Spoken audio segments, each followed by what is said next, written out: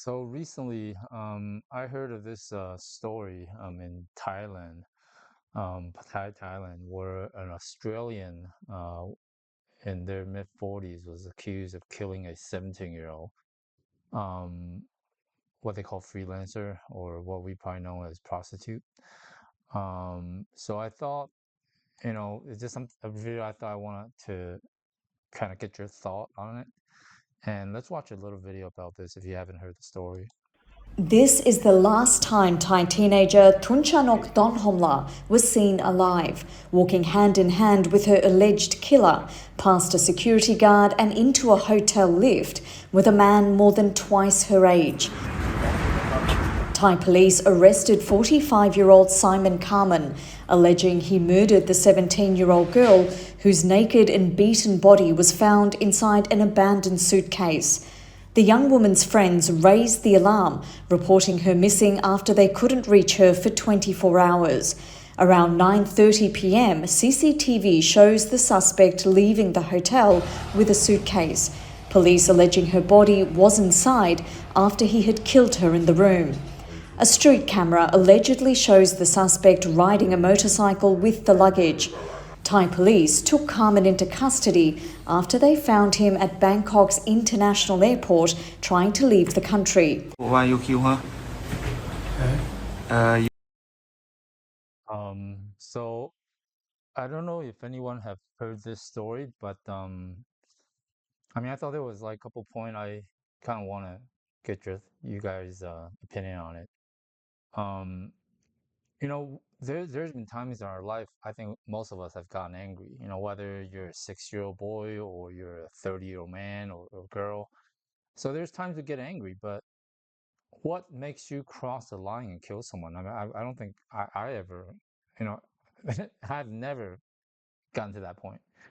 And for most of us, I think we just don't get to that point. So the story is that he found this Thai girl on the street. It's Pattaya is known for is adult life, adult nightlife, and he found this girl, and they went to his apartment. And supposedly, the girl sent texts and telling her friend where she is, and the apartment is really, smelly and dirty. And his story is that she saw a knife and grabbed a knife and kind of threatened him because she saw how much money he had in his wallet.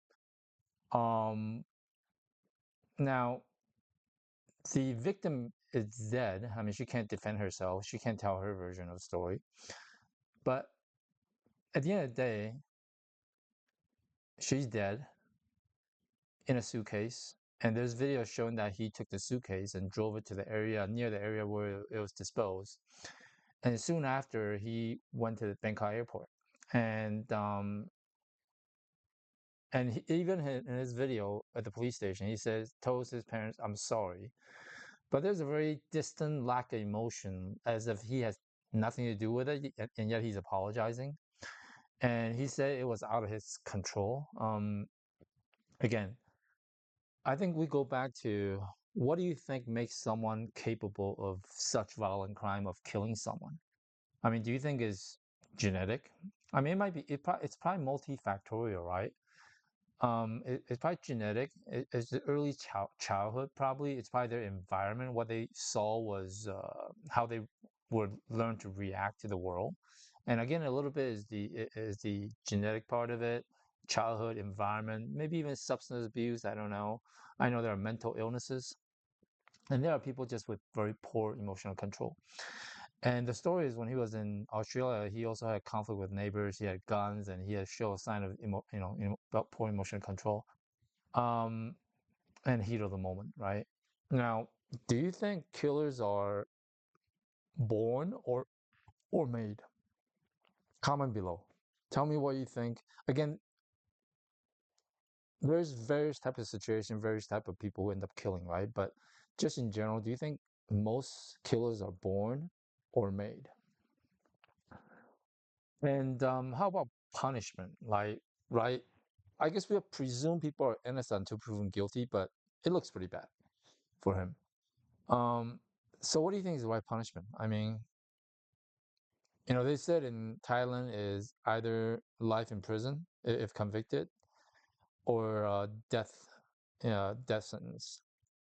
I know in the U.S. a lot of the states ban death, killing the murder, or even convicted. And I think their main thing is, there have been cases where someone was falsely convicted and then later freed. So I guess that is a concern, okay?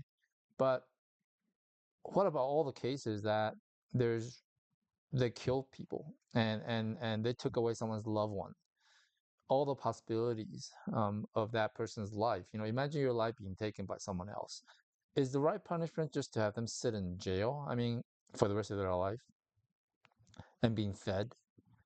And now I know, if you imagine living in a cell for the rest of your life with set schedules and no freedom, I mean, it is pretty bad, but let's go back to the crime that was committed. Like this person, assuming he's guilty, convicted, kills someone. And so there's the other extreme. There's the other side saying that, well, what's the purpose of punishment? Are you trying to rehab them? And I really don't think people can be rehabbed.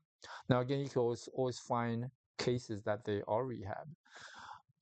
But I really do believe it has to be equivalent to what was taken. Like if you kill someone, I think the minimum is, again, it's hard to say, right? Because there are people who are falsely convicted, but if you absolutely kill someone, the just punishment should be the same type of killing.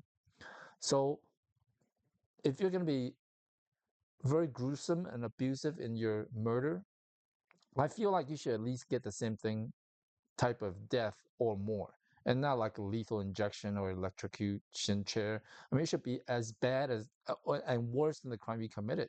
That way, it deters other people. I mean, in fact, I think it should be 10 times worse.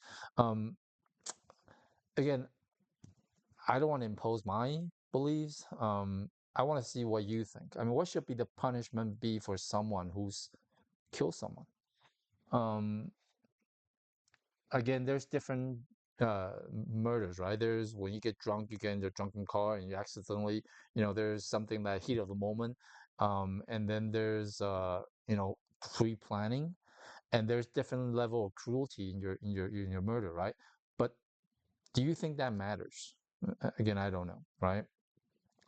Now, the other side of this is prostitution, right? Why is a 17-year-old prostituting? Um, Now we all know 18-year-old, 21-year-old is kind of when you're adult. Although biologically, when girls start to menstruate, when guys, you know, those are guys have fertile sperm. Those are really, if you go back 1,000 years, people were having kids a lot younger, right? Because again, in a farming world, you want as many kids as possible to kind of help you. And there was obviously probably no condoms or no other ways to prevent having babies if you enjoy having sex like most animals do. Um, so going back, people are having kids when they're 13, 14, 15 because they're able to, right? Biologically they're able to. So now let's go back to prostitution. What's your thought on prostitution? Because there are different beliefs as well. There's people saying that, hey, we're in a capitalist world, competitive world, we're competing to survive, competing to do better, competing to take care of our family, our loved ones, our kids.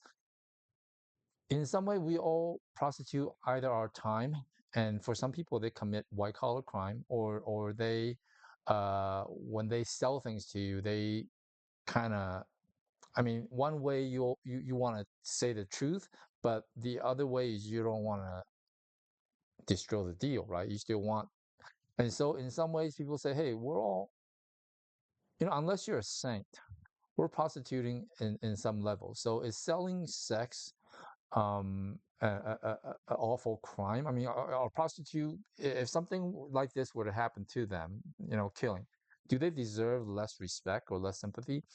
And I tend to believe no. I mean, I think everything in this type of world is a trade, right? It's a fair trade. And if everything's very honest, it's actually better, right? Versus if you ban prostitution, a lot of times they go underground, and then you have people trafficking girls, and they're forcing themselves into selling themselves for money, and then there's violence, there's drug. It's kind of when you legalize and we embrace the fact people are free to sell themselves as long as it's in a very safe, honest, open environment. Um, and anyway, I again, I'd love to hear your thoughts on it, and I guess about prostitution. Um, and again, I'm trying to get better. Okay. I know we're all imperfect.